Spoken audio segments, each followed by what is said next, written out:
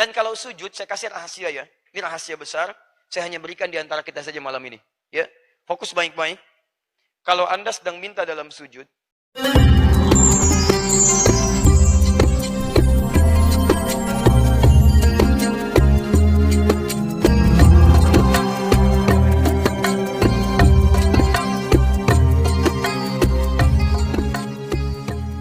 Assalamualaikum Ustaz, bolehkah baca doa dalam bahasa Indonesia saat sujud di salat wajib?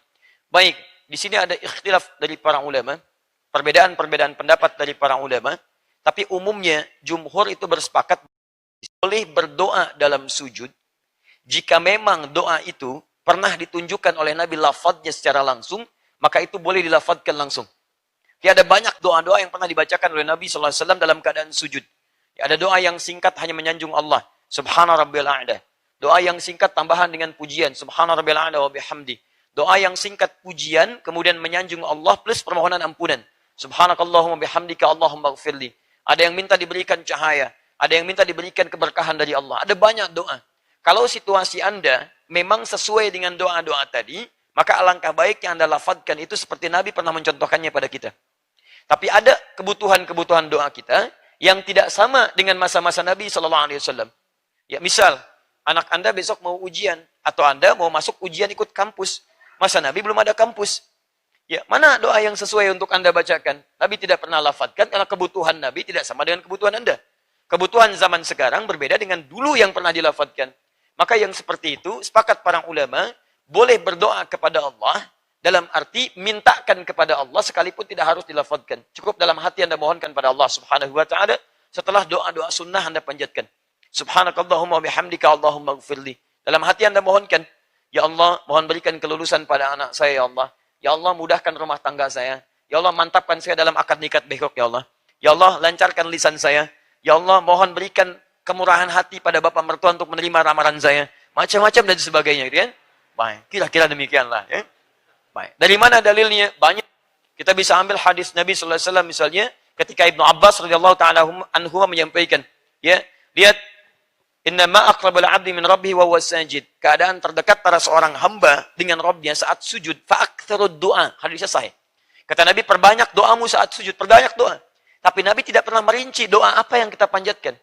Ya, tadi untuk selamatnya karena salat itu diikat dengan petunjuk Nabi. Di Al-Bukhari nomor hadis 651, "Shallu kama ra'aitumuni usalli." Salatlah kalian persis seperti melihat saya salat. Di apa yang dilafadzkan itu yang kita ikuti. Yang tidak dilafadzkan maka ambil keumuman hadisnya karena Nabi sendiri memerintahkan di situ. Dari mana Nabi perintahkan? Dari ayat Al-Qur'an. Ya, Quran surah ke-48 ayat 29. Anda bisa lihat kalimat Qur'annya. Muhammadun Rasulullah walladzina ma'ahu asyidda'u 'alal kuffar ruhama'u bainahum. Tarahum ruk'an sujada yabtaghuna fadla minallahi wa ridwana. Anda lihat umat Nabi Muhammad itu ciri khasnya adalah pertama, dia tegas pada segala hal yang menyimpang. Ya, ingat, saya pernah terangkan ini beberapa kali. Di Quran itu ada redaksi kafar, ada redaksi kafir, ada kufar. Itu tiga ini itu memberikan penekanan yang berbeda. Anda mesti hati-hati. Kalau kafar itu artinya perbuatan yang menyimpang, yang umumnya dikerjakan sebetulnya oleh non-muslim. Tapi orang Islam pun yang mengaku Islam mengerjakan itu. Misal, Anda pernah melihat ada orang mengaku Islam tapi nggak mau sholat, ada? Baik, dia mengaku Muslim, KTP-nya Islam, tapi nggak mau sholat. Sekarang saya tanya pada Anda, kalau non-Muslim sholat tidak? Tidak, wajar tidak? Wajar karena tidak ada imannya. Dia tidak ada iman, dia tidak sholat. Sekarang ada orang mengaku beriman, tidak sholat. Non-Muslim tidak sholat, dia tidak sholat. Sama nggak perbuatannya? Sama. Ketika perbuatannya sama, maka diambil kata serupa dengan itu menggunakan kafar. Kafar, jamaknya kafaru. Misal, contoh kedua. Maaf ya. Ada non-Muslim tidak beriman. Dia tidak tahu syariat zakat. Dia tidak berzakat. Non-Muslim tidak berzakat. Diberikan harta, cara syukurnya dengan berzakat. Dia tidak berzakat karena nggak ada imannya. Ada nggak orang mengaku Islam nggak mau zakat? Ada. Ada. Dari sejak zaman dulu sudah ada. Zaman Abu Bakar bahkan ada. Lebih meluas lagi. Maaf, ketika dia tidak mau bersyukur dengan hartanya, tidak mau berzakat, tidak mau infak, itu kafar. Kafar, dia tidak keluar dari Islam. Cuman perbuatannya mirip-mirip orang kafir. Dan dosanya luar biasa. Quran surah ke-14 ayat ke-7. La in syakartum la azidannakum wa la in kafartum. Kalau Anda syukur, kami tambah. Tapi kalau Anda kafar tuh, ya, kafar di situ bukan saya keluar dari Islam. Dia tetap muslim, cuman perbuatan dia maksiatnya tingkat tinggi dikerjakan oleh orang yang tidak pernah beriman. Itu murkanya tinggi dari Allah. Kamu ini bagaimana sih? Ngaku iman tapi nggak mau sholat. Iman tapi nggak mau zakat. Bahkan ada orang yang saat diingatkan susahnya luar biasa. Quran surah kedua Al-Baqarah ayat yang ke-6. Innal ladzina kafaru, paling kanan sebelah atas. Innal ladzina kafaru sawa'un 'alaihim a'anzartahum am lam tunzirhum la. Ada yang susah. Bahkan ada yang telinganya kayak kena sumbatan. Quran surah ke-6 ayat 25. Wa fi adhanihim waqra. Telinganya kayak kena sumbatan, kebanyakan dengar yang haram. Awas kalau antum kebanyakan dengar maksiat, musik yang tidak jelas, ya, dengar-dengar yang tidak baik dan sebagainya, itu telinga ketutup dari yang baik-baik.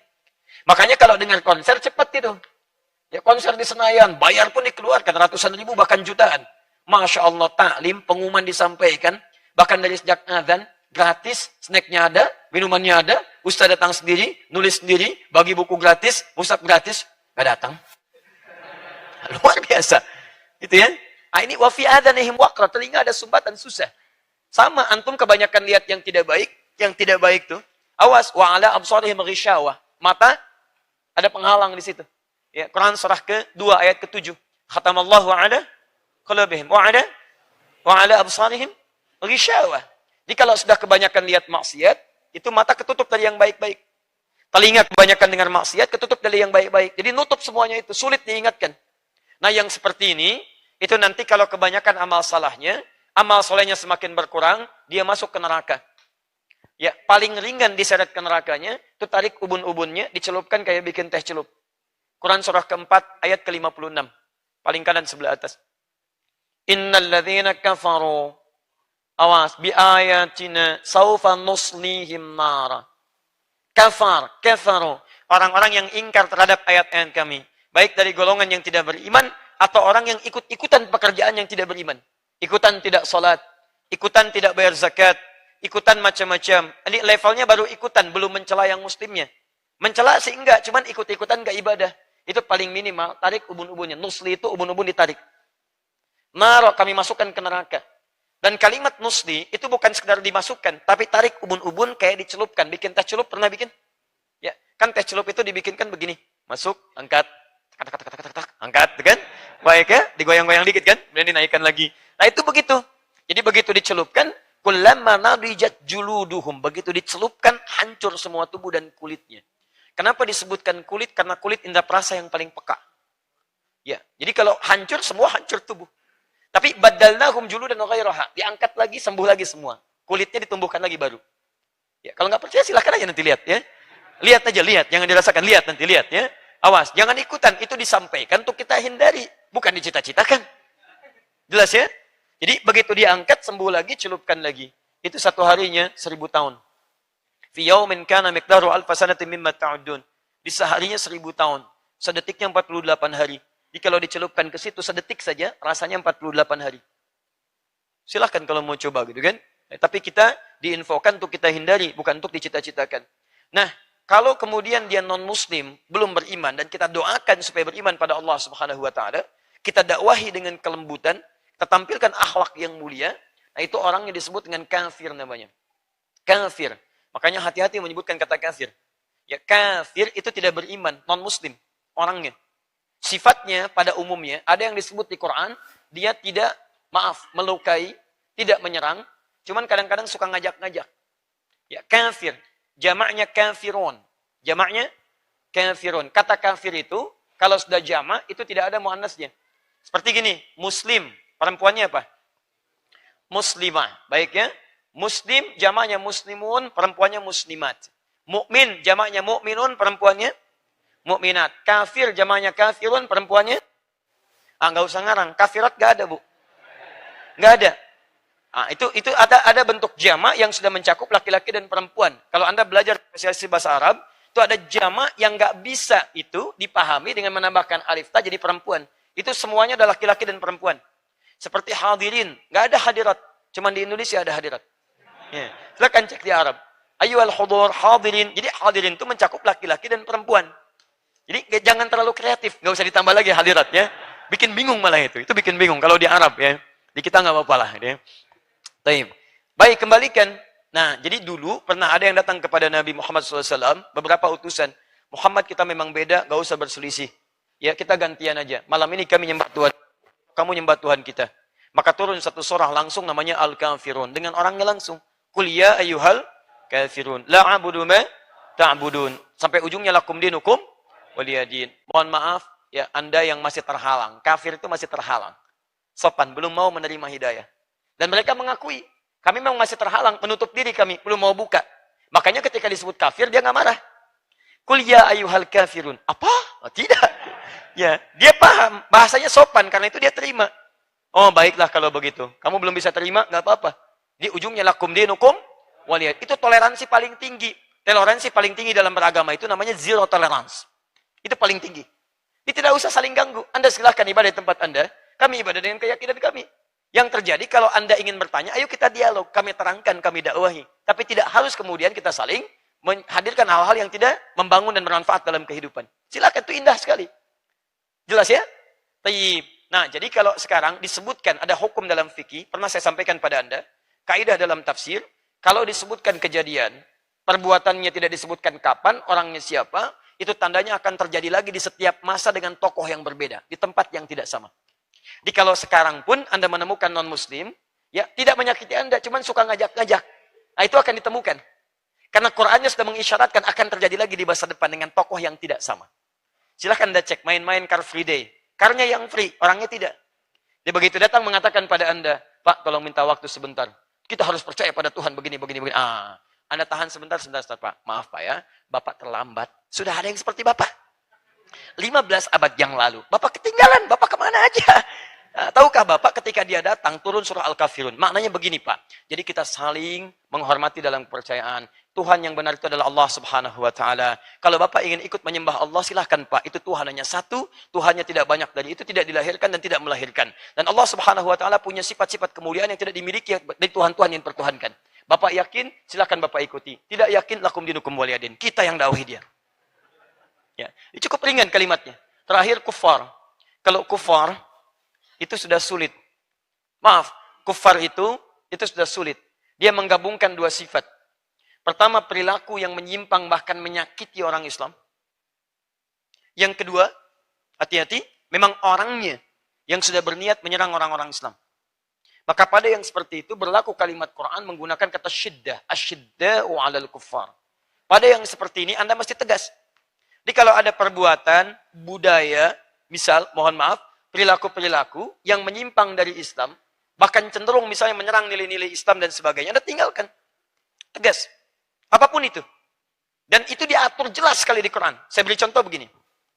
Saya beri contoh, misal,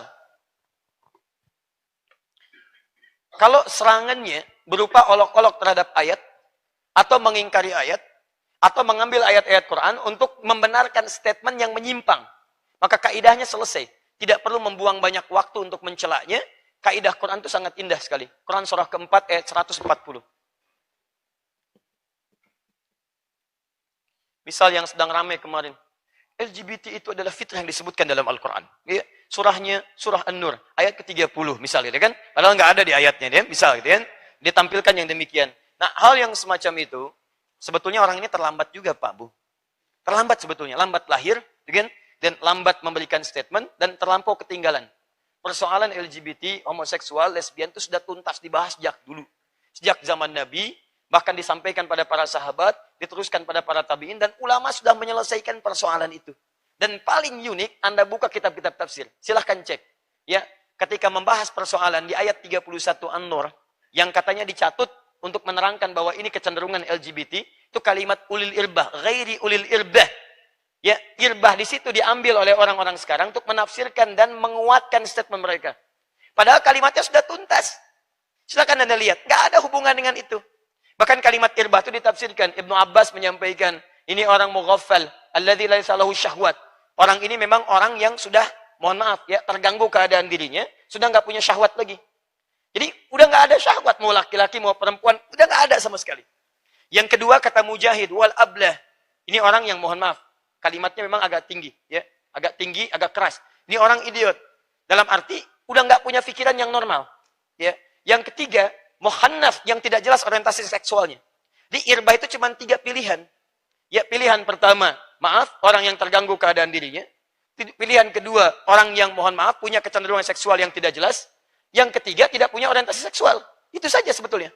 Jadi kalau orang LGBT mengambil ayat ini untuk menguatkan pendapat mereka, memang mereka satu di antara 3 itu. Ya, kalau tidak idiot, ya orientasi seksual yang tidak jelas, dan memang sudah tidak paham dalam kehidupan. Jadi orang-orang semacam ini, maaf kalau memberikan statement-statement, kata Quran nggak perlu dicela. Ingat pesan saya, mencela yang sudah tercela itu buang-buang waktu. Ya, yang ada kata Quran ini poinnya. Saya mohon maaf lompatnya terlampau jauh, tapi kadang-kadang penting kita bahas yang semacam ini. Perhatikan baik-baik. Wa qad nazzala 'alaikum fil kitabi. Telah tetap ketentuan dalam Al-Qur'an. An idza sami'tum ayatillahi. Kalau Anda pernah mendengar ayat-ayat Allah, yukfaru biha, diingkari, ditolak. Wa yustahzau biha, atau minimal diolok-olok. Dijadi bahan olok-olokan atau diingkari, dipalingkan ayatnya. Kalimat Quran cuma satu aja, enggak banyak. Fala taqudu ma'hum. Udah, jangan sertai mereka. Sebetulnya nggak usah diviralkan. Kalau diviralkan, makin ramai dibahas. Nggak usah, sudah. Boikot aja pernyataannya. Kalau orangnya bicara, sudah nggak usah ditanggapi. Tanggapi, tinggal cantumkan ayatnya saja. Cantumkan yang baik-baiknya. Allah meminta ini, melarang ini, selesai. Nggak usah dibahas yang seperti itu. Semakin diviralkan, semakin ramai jadi perbincangan. Kalimat Quran jelas, fala taqmudu ma'ahum. Taqmudu itu jangan sertai, jangan dengar. Kalau ceramah jangan didengar. Kalau baca buku jangan dibeli. Kalau ada tayangan TV jangan dilihat, boikot semuanya. Sudah. Kalau didukung, siapa yang dukung? Tinggalkan orang-orang itu. Kalau dia punya partai, tinggalkan partainya. Ini jelas sekali. Saya tidak berbicara masalah-masalah politik, tapi jelas. Kalau dia punya kedudukan, tinggalkan. Kalau dia punya pengaruh, tinggalkan. Dia artis, tinggalkan. Dia siapapun, tinggalkan. Sehingga ketika kita acuhkan dia, sebetulnya buat shock terapi, hatta yakhudu fi haditsin ghairi. Kata Allah, ini bukan sekedar ingin menghukum mereka, bukan. Tapi menyadarkan mereka bahwa perbuatan Anda salah. Nanti kalau mereka mau kembali, kata-katanya baik, kembali lagi jadi baik lagi, baru kemudian kita datangi lagi dalam kebaikan-kebaikan. Dengar lagi, kawan lagi. Ini sebetulnya kasih sayang Allah kepada mereka untuk berubah, itu poinnya. Indah Islam itu. Tapi kalau Anda kemudian bahas keramaiannya, Anda kemudian hadirkan lagi, jadikan simposium, innakum idzam mithluhum. Lama-lama Anda bisa simpati paling minimal. LGBT tiba-tiba menangis dan sebagainya. Ngapain? Tidak ada kerjaan gitu. Tidak ada kerjaan. Ini sudah cukup, jangan dicela, mencela yang sudah tercela, tidak ada faidah di situ. Tinggalkan itu, jangan banyak dibully, cukup antum tinggalkan, hadirkan yang baik-baik. Sekarang kita butuh upload yang baik-baik. Kalau yang upload yang baik tidak diupload, yang mulia tidak pernah ditampilkan. Nanti yang jelek-jelek banyak yang muncul. Paham ya? Ya. Nah, apa hubungan dengan doa dalam sujud? Baik. Kembalikan ke ayat. Asyidda'u 'alal kufaru hama'u bainahum. Saling punya hubungan baik dengan sesama. Tarahum, ini poinnya. Tarahum rukka'an sujjada. Kita ambil yang sujudnya. Rukka'an sujjada. Melihat ciri umat Nabi Muhammad, tegas pada segala hal penyimpangan. Yang kedua, berkasih sayang dengan sesamanya. Yang ketiga, tarahum rukka'an sujjada. Anda lihat mereka rajin ibadah. Rukunya, sujudnya. Dalam sujud itu, yabtaghuna fadlan minallahi wa ridwana. Mereka memohon banyak kemuliaan dari Allah Subhanahu wa taala. Fadlah plus ridwan. Jadi banyak berdoa. Ini poinnya. Jadi kalau sedang sujud, kata Quran, ayo perbanyak doa, perbanyak doa, perbanyak doa. Dan kalau sujud, saya kasih rahasia ya. Ini rahasia besar. Saya hanya berikan di antara kita saja malam ini. Ya, fokus baik-baik. Kalau Anda sedang minta dalam sujud, maka minta yang paling utama. Jangan minta yang biasa. Karena sujud itu kata Nabi, keadaan terdekat kita dengan Allah Subhanahu wa taala. Ditanggung kalau minta yang biasa. Antum kalau di akhirat mau masuk apa? Tanggung. Kenapa nggak minta surga Firdaus? Minta yang paling utama. Firdaus. Masya Allah. Bersama siapa? Ayo minta. Bersama para nabi, bersama keluarga, dan sebagainya. Minta. Antum baca Al-Quran mau jadi apa? Hafid. Ganti nama aja jadi Hafid. Ya, Masya Allah. Taib. Antum baca Al-Quran mau jadi pengamal Quran misalnya. Taib. Gak usah nanggung. Minta pada Allah Subhanahu wa ta'ala. Ya Allah, berikan cahaya pada saya dengan cahaya Al-Quran. Jadikan hidup saya ternaungi oleh cahaya Al-Quran. Lisan saya disinari lisan Al-Quran. telinga saya disinari sinar Al-Quran. Ya Allah, jadikan kami penghafal Al-Quran. Jadikan istri saya dekat dengan Quran. Jadikan anak saya penghafal Quran. Masukkan kami, ya Allah, ke surga bersama nilai-nilai Quran. Hadirkan, hadirkan, hadirkan. Makanya ini dunianya, ini akhiratnya. Paham ya? Perbanyak. Bagaimana cara memintanya? Kalau Nabi pernah lafadkan, ikuti lafadnya. Kalau tidak dilafadkan oleh Nabi, maka cukup Anda hadirkan dalam hati Anda. Jelas ya? Baik. Allah Ta'ala alam bisawab.